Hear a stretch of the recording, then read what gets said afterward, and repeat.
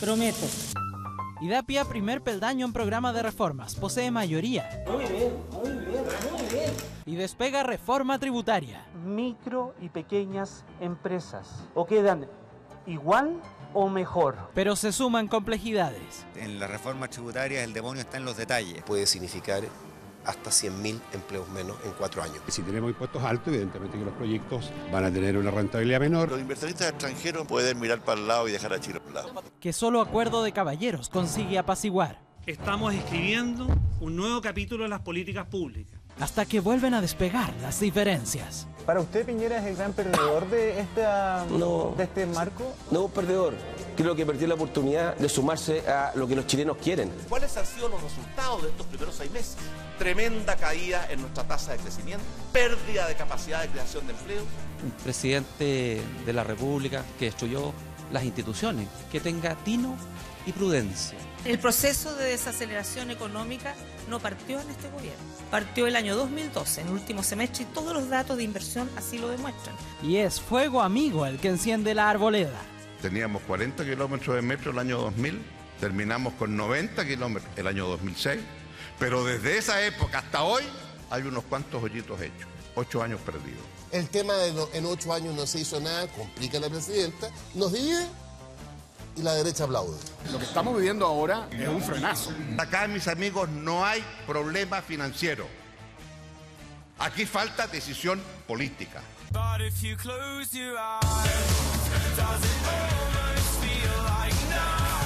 ¿Cómo están? Bienvenidos, buenas noches, gracias por acompañarnos. El Informante, TVN, TV Chile, 24 horas y 24horas.cl. Esta noche lo habíamos anunciado la presidenta de la República, Michelle Bachelet Keria.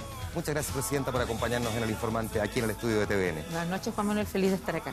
Presidenta, hemos visto ya en numerosas oportunidades las explicaciones que se han esgrimido desde el gobierno por la desaceleración económica, que ha marcado fundamentalmente la agenda, además de discusión durante el último tiempo. Una desaceleración económica que se ha explicado también desde el Ministerio de Hacienda, ha tenido explicación externa y además proviene desde el último semestre del 2012, de hecho usted mismo lo recordaba. Al día de hoy, ¿hay algún factor interno, según usted, que también haya profundizado esa desaceleración? Bueno, sí, efectivamente, las causas no son solo externas, sino también que hay una serie de decisiones y medidas que debían haberse tomado en el pasado y que están incidiendo en el desarrollo económico de este año, que no se tomaron oportunamente. Nosotros sabemos que, y todos los economistas saben, que las decisiones, un año tiene que ver con lo que se decidió o se dejó de decidir el año anterior. ¿Qué no se decidió, por ejemplo? ¿Qué temas, por ejemplo? Temas energéticos, ¿no? O sea, ¿cuál es la razón por qué la inversión, el crecimiento y la inversión empieza a disminuir desde el último trimestre del año 2012 y luego va en bajada permanente a lo largo de todo el 2013? Altos costos de energía, el precio del cobre que baja. Entonces hay proyectos mineros que empiezan a retrasarse. Esto no es ahora en este gobierno, parte desde el año pasado y antepasado. Diversificación de nuestra economía. Y por cierto es que una parte importante del crecimiento económico durante 2012-2013 fue la construcción en todo el ámbito de la minería. Yo recuerdo haber llegado el año pasado a Chile y, por ejemplo, hay gente decirle, sabes que no hay nadie, casi no hay nadie que trabaje en la construcción en nuestro país, porque todo el mundo se ha ido al norte porque le están ofreciendo salarios extraordinarios. Pero ¿qué pasa? La construcción no es eterna. Se construye, termina, esa gente vuelve a sus regiones. Y hoy día cuando yo recorro las regiones y veo en algunas regiones que hay altas tasas de desempleo, la mayoría de esa gente es gente que terminó su trabajo y volvieron a su región y tiene que buscar un nuevo empleo en una región en la cual no estaban viviendo por 1 año o 2 años. Ahora, usted dice que esto, por lo tanto, viene heredado de años anteriores. ¿Cómo se explica, sin embargo, entonces, que quienes hacen las inversiones, los propios empresarios, digan que en realidad la profundización de la desaceleración económica tiene que ver más bien con esta incertidumbre generada por la profundidad de sus reformas? Pero mire, yo creo que hay algunos sectores que nunca quieren cambio. Prefieren el statu quo porque están bien así. Hay otra gente que siente que quieren estar mejor, que el país no es lo suficientemente igualitario y no da iguales oportunidades y derechos a todos y por eso se requiere una mejor educación que realmente brinda posibilidades a los jóvenes, ¿no es verdad? Eso requiere recursos y un populista puede decir con el presupuesto de 1 año yo mejoro la educación, pero la educación es un proceso que implica gasto permanente. Y gasto permanente, y porque somos responsables, lo hacemos a través de ingresos permanentes y eso tiene que hacerse a través de una reforma tributaria. Mire, a mí me han dicho siempre, no haga candidatura, no se tira campaña con reforma tributaria, porque todo el mundo escucha reforma tributaria y se asusta, ¿no es verdad? Pues la verdad que es la manera seria de los países que quieren mejorar la calidad de los bienes, de los servicios, de las prestaciones que le entregan al ciudadano para poder contar con los recursos. Ahora bien, Chile, cuando se compara con los otros países del OECD, nosotros tenemos tasas de impuestos infinitamente más bajas a país en la época, no solo hoy día, sino en la época en que esos países tenían los Productos Internos Brutos que nosotros. Entonces, la verdad que la reforma tributaria tal como está planteada no está planteando nada exagerado. Yo entiendo que haya sectores que siempre prefieren pagar menos impuestos, estar en mejores condiciones, pero la verdad es que yo creo que para la economía chilena, no solo para la justicia social, para la economía chilena necesitamos capital humano mejor educado, con más calificaciones, con mejores condiciones. Y por tanto, la reforma educacional que vamos a hacer también es un tremendo factor económico. Pero sin embargo, parece que a muy poco andar se despejó finalmente la idea de que la reforma se iba a hacer y que más bien la crítica estaba en el cómo se iba a hacer y no en el cuánto se iba a recaudar. Porque incluso hasta los propios empresarios, los microempresarios, los emprendedores salieron a proponer fórmulas alternativas para recaudar la misma cantidad de recursos. Entonces quedaba instalada más bien la incertidumbre frente al cómo de la reforma. ¿No siente que ahí eventualmente pudo haber habido un error, al menos desde el punto de vista del diseño de la reforma? A ver, aquí hay dos cosas. Yo tengo la percepción de poder conversar durante mucho tiempo con muchos actores. Uno dice, pero a ver, ¿por qué tanto escándalo hoy día? No hoy día, me refiero con la reforma tributaria, cuando yo siempre dije, aquí no es que yo no vengo como un mago que saca un conejo un sombrero, lo dije el primer día y lo dije con todos sus componentes. Y lo que yo tengo la misma expresión es que la gente piensa mucho de que uno propone cosas que después no va a hacer. Cree que el mundo de la política no cumple con lo que ha comprometido. Yo tengo la impresión que algunos esperaban que no llevara adelante la reforma tributaria. Ahora, usted me pregunta, aquí se llegó, usted ve, a un acuerdo. Y yo desde un primer momento dije, Juan Manuel, mire, muchos de estos temas de la reforma tributaria son temas hipertécnicos y por lo tanto, de repente hay soluciones mejores que otras. Si alguien me propone, sea del mundo político, sea del mundo de las empresas, una solución mejor que la que a nosotros se nos ocurrió al mandar, no, a mí, los expertos que armaron este proyecto de ley, mejor, pero que cumple exactamente con el mismo objetivo, que uno es el monto de los recursos, pero ese no es el único objetivo de la reforma tributaria. Y el otro gran objetivo es equidad tributaria. Y si uno cumple con esos parámetros, la verdad que yo no tengo problema en mover una cosa para acá, mover la otra, siempre y cuando cumplamos con eso. Y el acuerdo, yo entiendo, llega a eso. No cambia nada de lo que en el sentido del corazón de la reforma, pero se buscan mecanismos para efectivamente que sea la reforma beneficiosa para los sectores que los va a afectar. Usted, en lo personal, en tanto presidenta, digo, ¿cómo se tomó el hecho de que al presentarse la reforma, esta fuese cuestionada en distintos aspectos por todos los exministros de Hacienda? El único exministro que no la cuestionó fue quien es hoy día ministro de Educación, pero todos los exministros, incluyendo los concertacionistas, por cierto, tuvieron visión crítica, bien crítica en algunos casos de la reforma. Yo no sé si eso es así, yo no he hecho un estudio de todos los exministros. Hubo distintos puntos que algunos analizaron y que consideraron que podría haber otra fórmula.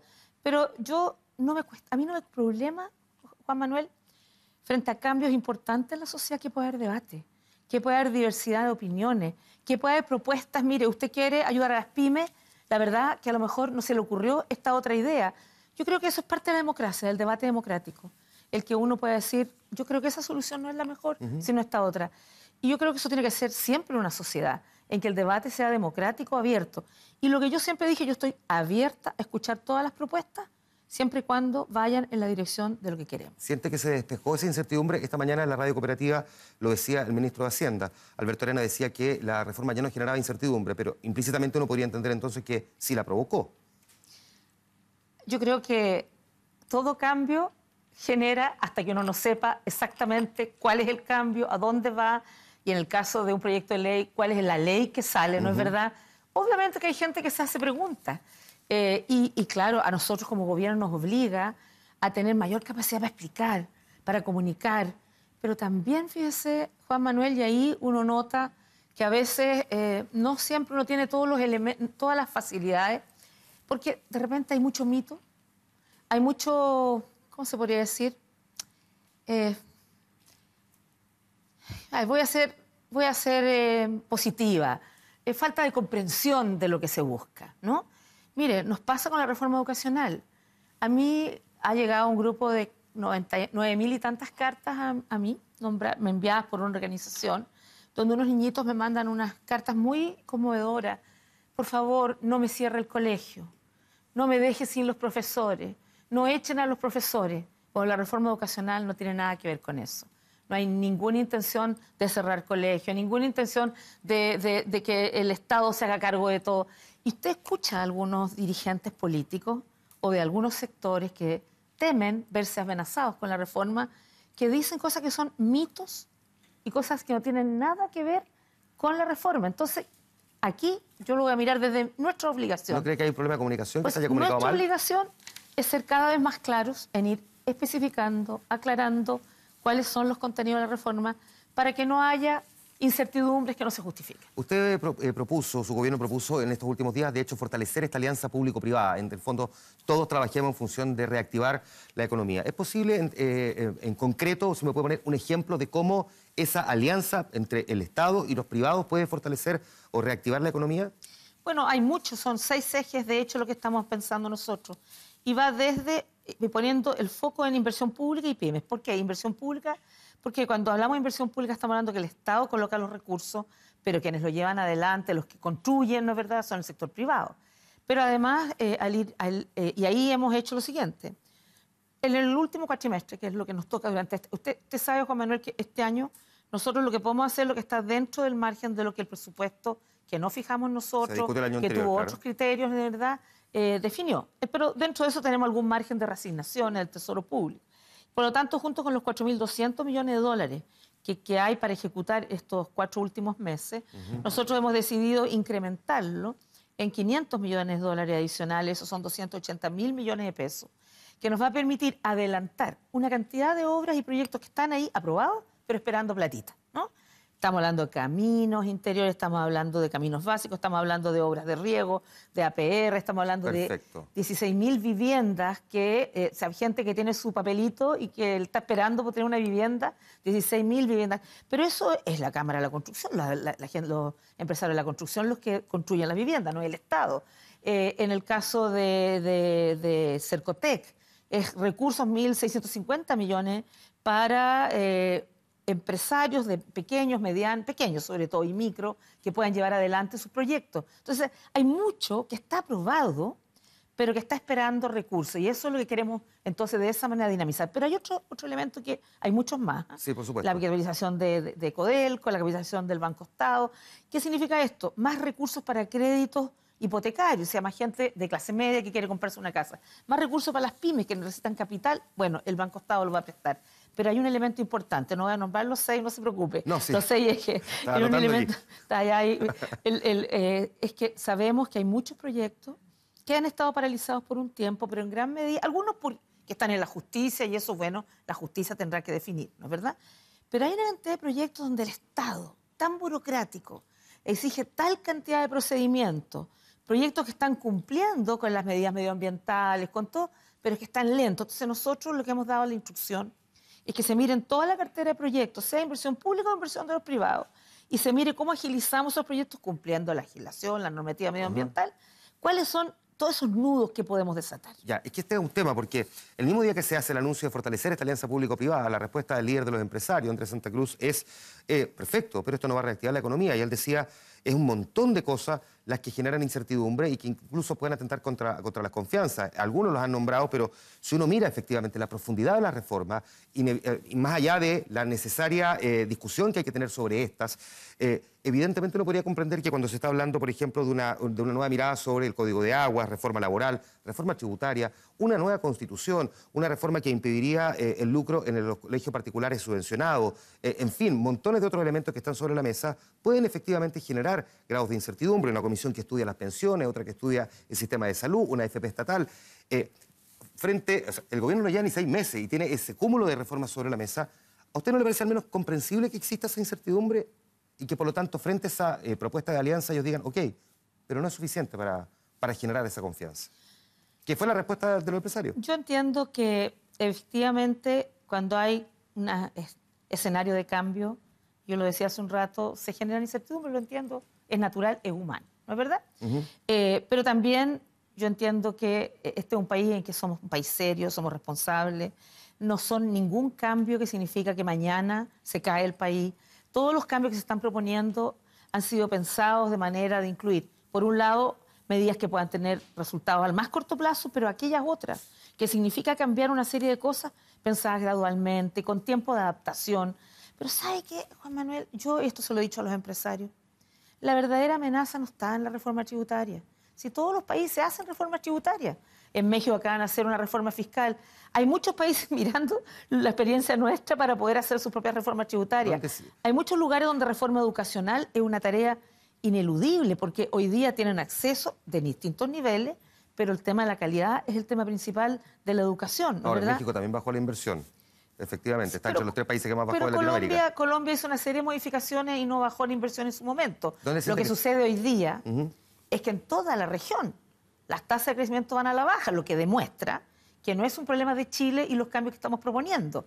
En Perú, que había estado con altos niveles de crecimiento, ha ido, digamos, la tasa de crecimiento fue bajada en toda la región. Entonces, aquí no estamos hablando, mire, en Chile hay desaceleración económica porque los cambios que la presidenta quería llevar adelante. Claro, es cierto que pero Chile... que no son cambios que se me ocurrieron a mí, porque dormí y me desperté llena de buenas ideas. Estos son cambios que tienen que ver con que los chilenos han estado demandando todos estos años. Y yo de verdad creo que la gran amenaza, y se lo he dicho a los empresarios cuando era candidata y cuando soy presidenta, la gran amenaza es no hacerse cargo de que tenemos un país con contradicciones, con desigualdades tan profundas, que si no vamos avanzando en enfrentarlas de manera seria, de manera responsable, con gobernabilidad, con paz social, pero esa paz social no es duradera si uno mantiene y profundiza distancias tan brutales entre los que tienen más y los que tienen menos. Los que tienen más acceso a una buena educación y los que no tienen acceso a una buena educación. Entonces, yo de verdad siento que uno, cuando es presidente, cuando lidera algo, tiene dos opciones.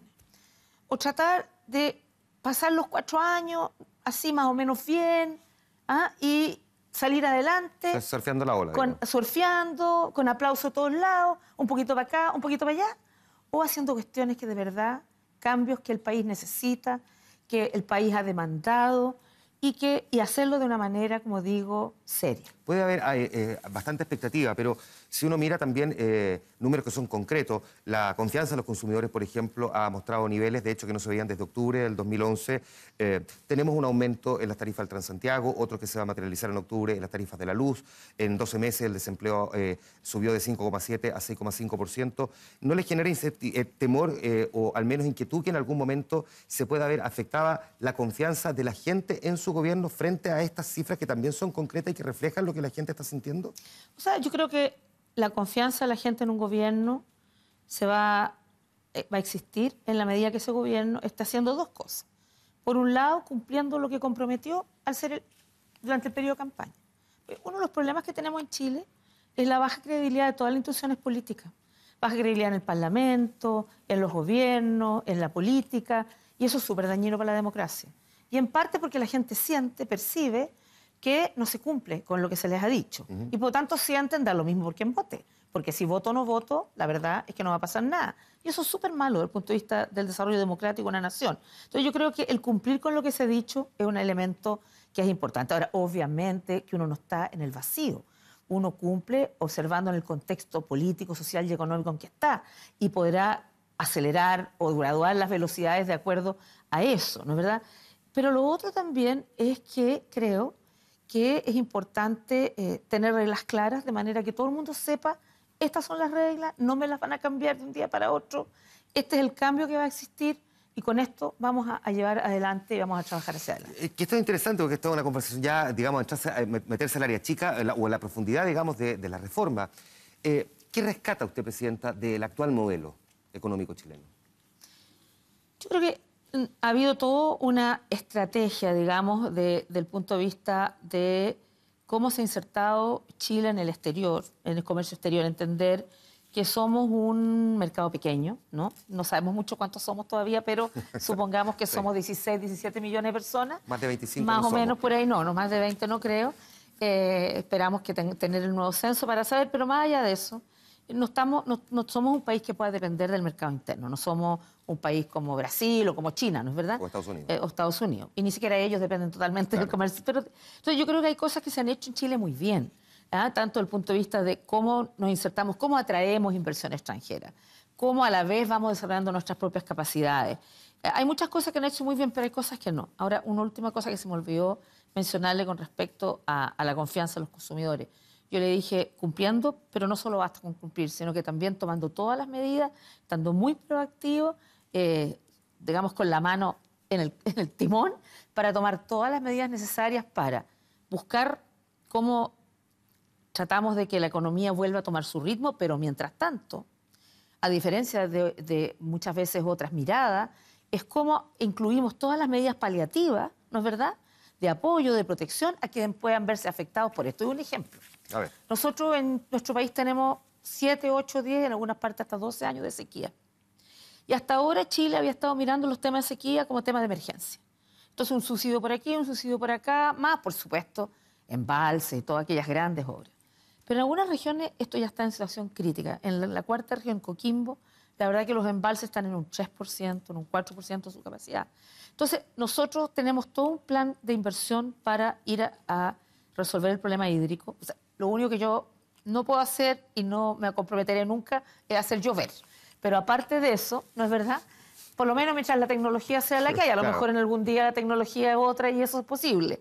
Pero lo que sí, entonces, embalses, claro que embalse hay que embalsar agua que exista. ¿Sí? Los acuíferos, las napas están vacías, no se puede. O sea, hay una cantidad de tareas, pero al mismo tiempo, junto con esas tareas de inversión pública y de infraestructura, canastas familiares para la gente que perdió el empleo, apoyo a recursos para que puedan iniciar algún otro tipo, reconversión. Entonces, perfecto, lo que quiero decir, cumplir, pero a la vez preocuparse de lo que le está pasando a la gente, región por región, no solamente general, y ir en apoyo y buscar las soluciones para las personas. Le propongo que vayamos a la primera pausa, tenemos que hacer la pausa, a la vuelta seguimos conversando sobre cuál es el modelo que usted visualiza desde el punto de vista de la economía, el modelo ideal. Le propongo que ahí hablemos de reforma educacional, de un poquito de política también, en esta conversación con la Presidenta de la República, Michelle Bachelet, aquí en El Informante. Vamos a la pausa, volvemos.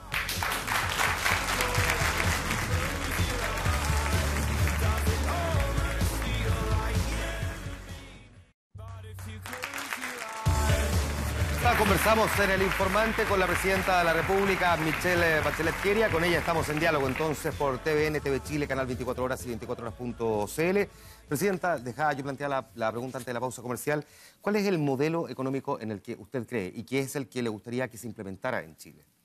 Bueno, yo creo que un modelo en el cual uno puede asegurar que haya crecimiento económico, con respeto por el medio ambiente, con respeto a las comunidades y donde uno pueda asegurar una distribución adecuada de los ingresos en el país. ¿Y el modelo de libre mercado no garantiza todas esas cosas? Digo, si se le hacen las correcciones necesarias o es otro modelo. El mercado nunca, la tarea del mercado no es asegurar el medio ambiente, la protección de los consumidores, la protección de la familia. Eso es una tarea que el Estado tiene que hacer. Por lo tanto, cualquier modelo tiene que tener un Estado fuerte que garantice. No quiere decir un Estado monstruosamente grande, quiere decir, cuando yo digo fuerte, más y mejor Estado, que pueda garantizar efectivamente que haya ese desarrollo armónico entre economía, sociedad, comunidades, medio ambiente. Por lo tanto, ¿no cree en el modelo libre mercado? No, yo creo que hay dos cosas distintas. Nosotros hemos ganado mucho con aspectos del libre mercado, pero aquí tiene que haber un modelo en el cual el Estado garantice aquello que es esencial, porque hoy día sabemos, o sea, lo sabemos hace tiempo, pero hoy día cada vez lo sabemos mejor, que no basta con crecimiento económico, que necesitamos desarrollo sustentable. Y para eso tenemos que asegurar, ¿no es verdad?, esta combinación entre estos distintos factores. Usted, por lo tanto, cuando aparece la idea, por ejemplo, de concesionar todo lo que sea concesionable, ¿le parece una idea atractiva o, por el contrario, la desecha? Yo creo que se puede concesionar todo lo que es concesionable. La pregunta es, ¿qué es lo que usted considera que es concesionable? Sí, porque dentro de la nueva mayoría hay quienes, por ejemplo, consideran que los privados no deberían tener participación en las concesiones de cosas claves como hospitales o cárceles, por ejemplo. ¿Usted qué piensa? ¿Dónde se pone el límite? En Chile tenemos concesiones de infraestructura importantes, tenemos concesiones de cárceles y hay buenas y malas experiencias en cada una de estas cosas. Y la verdad que fue en mi gobierno en que partimos con la experiencia de concesionar hospitales. ¿Pero qué hicimos? La experiencia internacional tiene de todo, tiene de dulce y de agraz, tiene buenas experiencias y malas experiencias. Hay buenas, y además depende de lo que usted concesione. ¿Qué fue la opción nuestra? Decir, probemos este modelo, pero con hospitales chiquititos, nuevos hospitales, que fue Maipú y La Florida, que los partimos, pero concesionemos lo que debe ser concesionado, que es la infraestructura y un poco más que hoy día ya está externalizado en todos los hospitales en Chile. Hay una serie de servicios que ya están externalizados. Entonces, la verdad es que a mí me hubiera gustado poder evaluar más el modelo de concesión de hospitales a la luz de lo que sucedió con estos hospitales, porque era una nueva experiencia. ¿Qué vemos hoy día? Todavía hoy día el Hospital del Carmen de Maipú y el Hospital de la Florida están con problemas. Todavía no están en régimen, todavía no tienen todo el personal, todavía están con problemas de equipamiento. Entonces, bueno, yo no sé si fue por una inauguración excesivamente anticipada cuando no estaba listo o si tiene que ver con el tema de las concesiones. Pero el tema de las concesiones en los ¿Usted siente que hospitales... ese es un problema del modelo o tiene que ver más bien con las personas que intenten implementar una lógica de concesión? Porque aquí uno podría derivar en otra conversación que tiene que ver más bien con el abuso propiamente tal, pero no necesariamente con la lógica o el sistema para producir la concesión. No, si lo que pasa es lo siguiente, mire, en el caso de salud es muy distinto de una carretera, porque salud, o sea, si usted construye una carretera puede pensar en un sistema de peaje, de cómo esto se recupera los recursos, ¿cierto? Claro. Que es como una unidad dentro de algo. Salud es una red. Entonces, cuando usted concesiona, dependiendo de lo que concesione un hospital, si usted concesionara ciertos servicios que tienen que funcionar en red, con otros hospitales, con consultorios, etcétera, hay que pensarlo muy bien, ¿se fija? Porque no es solo la construcción. Si es la pura construcción, no hay ningún problema. Pero los modelos actuales de concesión, los que fueron licitados antes de mi gobierno, incluían concesionar áreas que en el mundo no han resultado adecuadas. O, por ejemplo, había un proyecto licitado en que se decía que cada vez que el índice ocupacional de ese hospital era mayor de 60%, el Estado tenía que pagar como una multa o un recurso extra. Resulta que esos hospitales tienen 80-85% de ocupación. Entonces, siempre el Estado iba a tener que estar pagando más y más y más. Entonces, hay varias cosas que creo que una licitación tiene que pensar muy bien, porque el fisco tiene que realmente asegurar que hay una construcción, pero que además los recursos que se gasten correspondan a lo que debe ser. Y no, de repente, algunas condiciones que uno se pregunta por qué se hicieron en estas condiciones realmente. Lo que me lleva a pensar, a partir de esta explicación que usted da, ¿qué pasaría, por ejemplo, si se cambiara el modelo, por ejemplo, del sistema de transporte público? Dado que ha estado en discusión además en esta semana con los 750 millones de dólares que se gastan o se invierten, como queramos denominar, en el Transantiago. Hay quienes han dicho, finalmente esa plata va a parar a manos de privados. ¿No sería mejor en ese caso que el sistema fuese público? A ver, lo que pasa es que el transporte es público. Pero no es del Estado. No, es público porque las personas, los ciudadanos son quienes los usan. La discusión público-Estado, sí, que estaba ¿no? tan presente a partir de la educación. Es público, pero obviamente quienes lo administran pueden ser públicos o privados. En el caso de Metro es público y también ha habido algunos problemas que le hemos dado la instrucción que se resuelvan, ¿no es verdad? Yo creo que esas son evaluaciones que el Ministerio de Transporte tendrá que hacer en su momento, pero lo que importa hoy día es mirar cuáles son todas aquellas cosas que no se han hecho con respecto al Transantiago en particular, que han dificultado el aumentar el flujo, el tiempo de desplazamiento. Pero ¿a usted le parecería, por ejemplo, que es posible evaluar que, dado que se están entregando casi 800 millones de dólares al año y quedan finalmente en manos de los privados porque el sistema tiene un déficit, ¿no sería mejor que en ese caso el transporte fuese del Estado? Juan Manuel, usted me está criticando porque las concesiones... No, le estoy preguntando, le estoy preguntando. Digo, usted me está diciendo por qué no las concesiones al hospital y ahora me está diciendo que nacionalicemos poco menos que el transporte es que privado. recojo la misma explicación que usted me da por qué en ciertas áreas que son más sensibles las concesiones no funcionan. Entonces pregunto en esta, que evidentemente es muy sensible porque el transporte ha estado en la portada de los diarios y los noticieros durante prácticamente 3 semanas. Tal vez sería bueno que yo añadiera una cosa. Yo no he dicho que las concesiones en los hospitales no funcionen nunca. De hecho, el gobierno anterior dejó concesionados un montón de hospitales, varios que se van a construir en Antofagasta, en varias partes que se van a construir por vía concesiones. Lo que yo digo que yo como gobierno hubiera ido más lento en la experiencia de concesionar hospitales, haber visto bien de la experiencia y haber sacado conclusiones si era bueno o malo. Porque resulta que yo puse las primeras piedras y partimos esos 2 hospitales pequeñitos en mi gobierno y se demoraron más tiempo y más recursos en construirse. Entonces uno se pregunta, bueno, ¿fue buena o fue mala la decisión? Y por tanto, antes de haber tomado decisiones en términos de seguir ampliando las concesiones a hospitales, uno tendría que haber hecho una evaluación un poco más fina. En el caso particular del transporte, yo creo que hay que hacer una evaluación en su conjunto, mirar cuáles son los problemas y mirar cuáles son las soluciones a esos problemas. A propósito de decisión, en el fondo, presidente, ¿qué le molestó más de las palabras de Ricardo Lagos? Que apareciera una especie de crítica en público de un expresidente, para quien además usted trabajó, fue ministra de él, o que dijera que falta decisión política, y que esa decisión política faltó en los últimos 8 años, lo que incluía su anterior gobierno. Mira, lo primero que yo quiero decir es que este es un país donde hay libertad de expresión. Y todas las personas pueden usar esa libertad de expresión, incluidos los expresidentes. Hay expresidentes que hablan más que otros, hay presidentes que quieren pronunciarse frente a otros temas, y hay estilos y estilos de pronunciarse. La verdad es que yo creo que hay distintas maneras de ejercer el liderazgo, hay distintas maneras de conducir, y todas ellas son válidas. ¿No le incomodó nada lo que dijo entonces? Aquí no hay un problema de incomodarse o no. Aquí hay un expresidente que tiene una preocupación legítima en un área que es una verdadera pasión para él, como las obras públicas, ¿no es verdad? Y hay manera y manera de hacer las cosas. Yo tengo una manera de ser, tengo una manera de tomar las decisiones y tengo una manera además dialogante, participativa. Creo que no solo importa lo que se construya, sino también conocer qué opina la gente de dónde se va a construir la idea, qué tipo de obra la gente prefiere, porque la verdad es que cuando uno vive en un lugar, y yo creo que Chile es un país moderno no solo porque hacemos concesiones, no solo porque tenemos una infraestructura súper potente, sino que también modernidad significa, por ejemplo, en que la gente pueda dar su opinión sobre ciertas cosas. Quiere opinar sobre si quiere tener cerca de su casa un determinado proyecto o no. Y también obliga a las empresas, al gobierno, a ser lo suficientemente atractivo para que aquello pueda ser atractivo para las personas. Tenemos, a propósito de la conversación económica que hemos sostenido en estos minutos, el informe de política monetaria del Banco Central en las próximas horas. Tenemos IMASEC también, entiendo, el día viernes. ¿Tiene alguna sospecha o algo que le hayan dicho que eventualmente podría... ¿Sabe cómo viene la mano? A ver, mire, a mí yo no tengo idea cómo viene la mano, pero quiero decir de los análisis que nosotros tenemos, que nos ha entregado el Ministerio de Hacienda, es que sabemos, obviamente, que... y esto tiene que ver con una serie de cosas técnicas que me daría mucha lata explicar aquí, porque además pudiera yo no ser exacta, pero tiene que ver también con la base. El IMASEC tiene que ver siempre una comparación también con la base del año pasado. En la base del año pasado, julio y agosto fueron las más altas, y por lo tanto en un proceso de desaceleración es probable que esto continúe evidenciando una desaceleración económica. Claro, si la base de comparación es alta, por lo tanto el riesgo de que aparezca la baja es más marcado. Sí, entonces eso no me sorprendería a mí.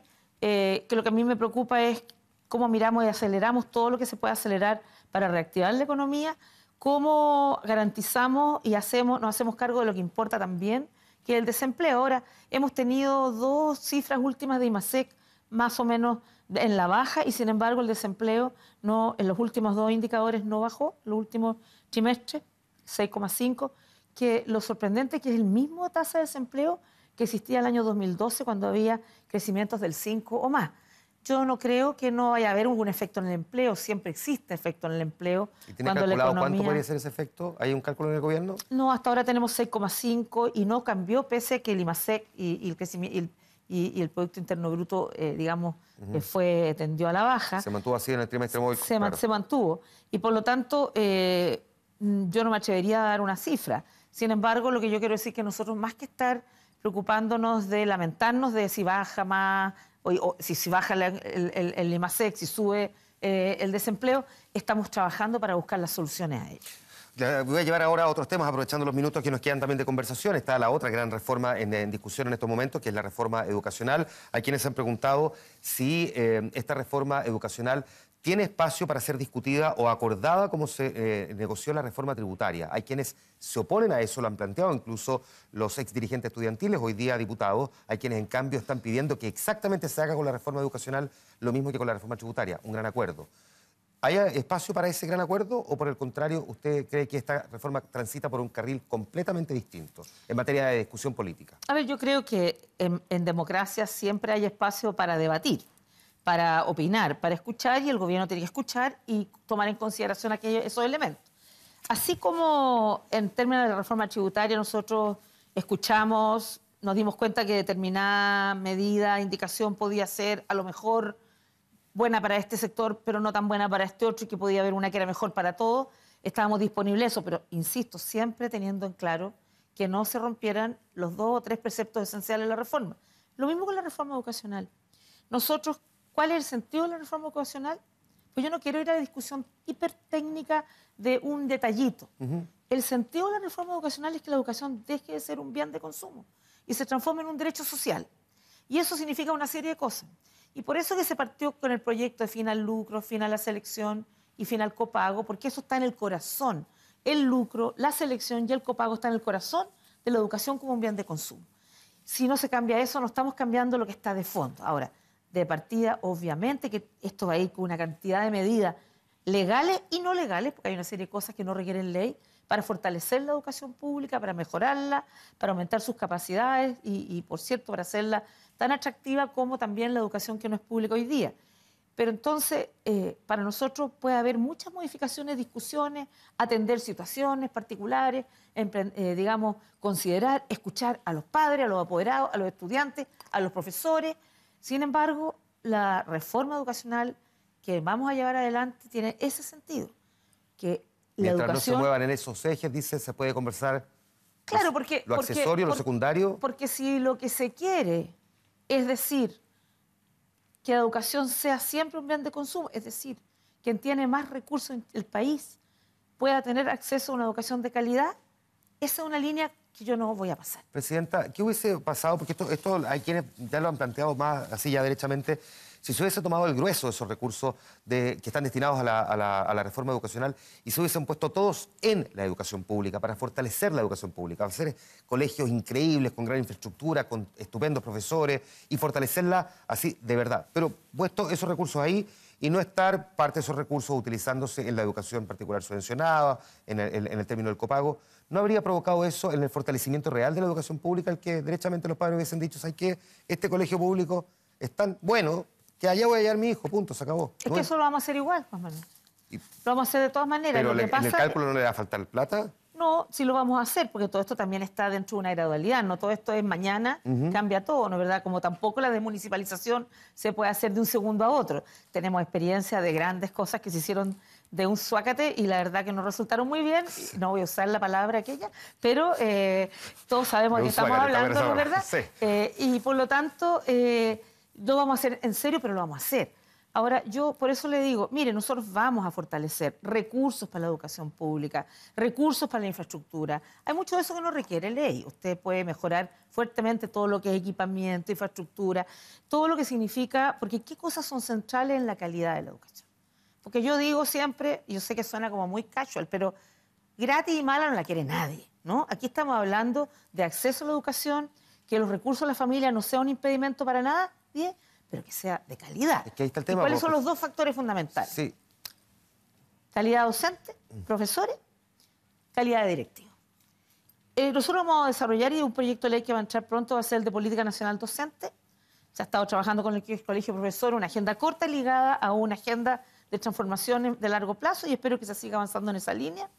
Pero hay muchas cosas que se pueden hacer desde ya. Ni siquiera necesitamos tener la reforma educacional, que como le decía es lo que yo llamamos la agenda corta, que todo es de mejora de infraestructura, mejora de tecnología, mejora de laboratorios, mejora y a la vez estar a través del CPIP y otros elementos del Ministerio de Educación, seguir apoyando a los profesores, ¿no es verdad?, en sus condiciones. Hay otras cosas que probablemente requerimos proyecto de ley, porque yo creo que para que los profesores puedan realmente hacer una tarea como corresponde, se requiere, entre otras cosas, aumentar las horas no lectivas. Mire, Juan Manuel, yo encuentro tremendo lo que le pasa a los profes. Muchas mujeres, no solo mujeres, pero muchas mujeres tienen sus horas de clase. Tienen que, afuera de las horas de clase, corregir pruebas, preparar las clases, etcétera. Y por tanto, obviamente, muchas veces no siempre existe toda la posibilidad. Muchas de ellas dije que son mujeres, tienen que llegar a la casa, hacer la comida, cuidar a los niños, como le pasa a tantas mujeres en nuestro país. Presidenta... Entonces, todas esas cosas hay que irlas haciendo, las estamos trabajando y las vamos a hacer. Pero todo aquello que no requiera proyecto de ley, no vamos a esperar al fin de la reforma, vamos a colocar con mucha potencia en la educación pública, pero yo insisto, si no cambiamos las bases que hacen que en nuestro país la educación sea un bien de consumo, no vamos a poder realmente aspirar porque empiezan a surgir otros elementos que hacen muy difícil, ¿no es verdad?, para todos los niños de nuestro país asegurar una educación de calidad. Me tengo que ir a la pausa, pero tengo que dejarle plantear también esta pregunta porque más allá de un cuestionamiento puntual que hubo a la encuesta del CEP, hay una pregunta que tiene una respuesta que es bien interesante. El 56% dice que hubiese preferido que se utilizaran los recursos que va a recaudar la reforma tributaria en salud contra un 22% que dice educación. Le pregunto a usted, en tanto no solo presidenta, sino que médico, ¿cómo interpreta que la mayoría de la gente, es decir, más del doble, piense que es mejor usarlo en salud que en educación? ¿Le contesto al tiro o más ratito? No, si quiere al tiro. Mire, dos cosas. La gente, lo que también yo he visto en estudios que he visto, es que la gente ya tiene como tic la reforma educacional. O sea, ya está en la convicción de la gente de que se va a trabajar para mejorar la educación. Y efectivamente, una de las cosas que yo descubrí en la campaña es el tremendo deterioro de la salud pública, tremendo deterioro de la salud pública. ¿Qué estamos haciendo en esto? Una fuerte inversión pública, la más fuerte, yo diría, en la historia de un gobierno, 4.000 millones de dólares en inversión pública, hospitales, consultorios, lo que hemos llamado SAPUs de alta resolutividad, que en la atención primaria, en el servicio de urgencia, se puede resolver la mayoría de los problemas y, por lo tanto, bajar la presión en los hospitales. Pero aquí tenemos un par de temas que creo que es lo que la gente siente como más grave. Por un lado, por supuesto, la oportunidad de la atención, la calidad de la atención, pero lo que en todas partes nos dicen es la falta de especialistas. Durante los últimos años, el éxodo especialista de la atención pública hacia el privado ha sido brutal. Estamos trabajando, y la ministra está trabajando con las sociedades científicas, con el colegio médico, con las universidades. Necesitamos formar muchos más profesionales, especialistas. Hay especialidades que tenemos pocos en Chile. Y hay otras que tenemos bastante en Chile, pero muy mal distribuidas a lo largo del país. Que ha sido una de las grandes quejas y por lo tanto, no podemos inventar un especialista donde no exista, pero sí podemos, y es lo que le he pedido al Ministerio que trabaje, en buscar otro tipo de alternativas, desde rondas de especialistas que vayan a distintos lados, ¿no es verdad?, a cubrir distintos lugares, hasta obviamente a ampliar la capacidad en nuestra propia, en las capitales regionales, de manera que puedan acceder las personas. Entonces, especialista es un elemento, medicamentos es el otro. Ya firmamos el fondo con cada municipio el convenio de fondo de medicamentos para 3 patologías que hacen cargo de lo que 5 millones de chilenos tienen, que son hipertensión, diabetes, triglicéridos, colesterol y todas sus complicaciones, y que es la mitad de la causa de la hospitalización en Chile. Vamos a mandar ahora en el segundo semestre el así llamado ley Ricarte-Soto, ¿no es verdad?, para aquellas enfermedades de baja frecuencia o relativa frecuencia y de altísimo costo. Entonces, estamos identificando la salud dental, la estamos apoyando. O sea, para mí la salud es un elemento central y nos vamos a dedicar mucho a ello. Los minutos finales de la entrevista, por supuesto, van a la ineludible política. Lo vamos a hacer de vuelta a la pausa comercial, aquí con la Presidenta de la República, Michelle Bachelet, en El Informante. La pausa. Volvemos.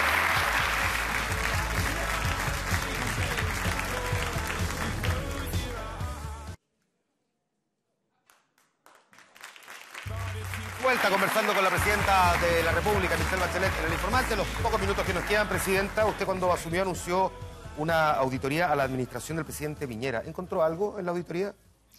No, yo le encargué, como se hace en todos los gobiernos, o sea, cada vez que llega un nuevo gobierno, aunque sea el mismo, llamemos la misma coalición, siempre se hace una auditoría porque llegan nuevas autoridades. Y yo quiero decir que en algunos casos, cuando hubo alguna situación que se consideró que probablemente no aparecía dentro de lo adecuado, se instalaron sumarios internos en los ministerios, se enviaron los antecedentes a la Contraloría y en algún otro caso es posible que, si así haya sido el caso, se entregaron a la Fiscalía. ¿No es verdad? Cuando hubiera algún caso que demostrara que ya es un delito, más allá de un error o un problema administrativo. Y se ha hecho lo que ha correspondido, digamos, en cada caso, dependiendo de lo que se ha encontrado, el tipo de situación o de conducta que ha llevado adelante la autoridad. También de política, histórico de la democracia cristiana, Guterres Martínez me dijo en 2 entrevistas en una misma semana que la nueva mayoría es un acuerdo político programático, pero que tiene fecha de caducidad al término de su gobierno. ¿Usted siente en la práctica incómoda la democracia cristiana dentro de su gobierno? Mire, yo tengo varios ministros, subsecretarios, jefes de servicio, que son de los 7 partidos de la nueva mayoría y una enorme cantidad que son independientes, y yo los veo a todos muy cómodos, la verdad. Ya, esa es su respuesta, a pesar del mensaje de Guterres Martínez. Bueno, yo la verdad que lo que puedo medir es lo que observo todos los días, puedo medir el compromiso, el entusiasmo de trabajo, el apoyo de los parlamentarios en el Parlamento. Eso es lo que quiero medir, porque eso es lo que importa finalmente, ¿no es verdad? Si la gente se siente involucrada en este programa, en este proyecto, si lo está haciendo desde el gobierno, desde el Parlamento, desde los partidos, y yo creo que sí. Mi última pregunta, en el informante de la semana pasada que hicimos desde la región de la Araucanía, el intendente Francisco Buenchumilla dijo que el tema del conflicto mapuche es derechamente el tema más grave que tiene hoy día la sociedad chilena, que entre otras cosas para solucionarlo se requieren, y puso un número, $1.000 millones, y que así se lo haría saber. ¿Tiene contemplado asignar para el presupuesto del próximo año un porcentaje de esos recursos o considera que la estimación es un tanto elevada? Hay otros que hablan de solo 200 millones.